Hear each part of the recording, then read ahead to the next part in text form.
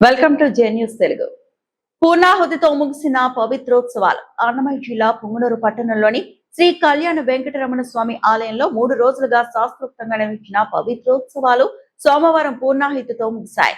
ఈ సందర్భంగా యాగశాలలో వేద పండితులు ప్రత్యేక హోమాలు నిర్వహించారు. అనంతరం శ్రీదేవి భూదేవి సమేత వెంకటేశ్వర స్వామి ఉత్సవమూర్తులకు స్వప్న తిరుమంజనం నిర్వహించారు. పాలు, పెరుగు, తేనె, కొబ్బరి నీళ్లు, పసుపుతో అభిషేకం చేసి ప్రత్యేకంగా అలంకరించి ధూపదీప హారతులు సమర్పించారు. కార్యక్రమాల్లో ఆలయ ఇన్స్పెక్టర్ కృష్ణమూర్తి పర్యవేక్షించారు. ఆలయంలో జరిగే పూజా కార్యక్రమాల్లో తెలిసి తెలియక జరిగే దోషాలను నివారించేందుకు పవిత్రోత్సవాలను నిర్వహించడం ఆనవాయితీగా వస్తుందని ఆలయ నిర్వాహకులు తెలిపారు.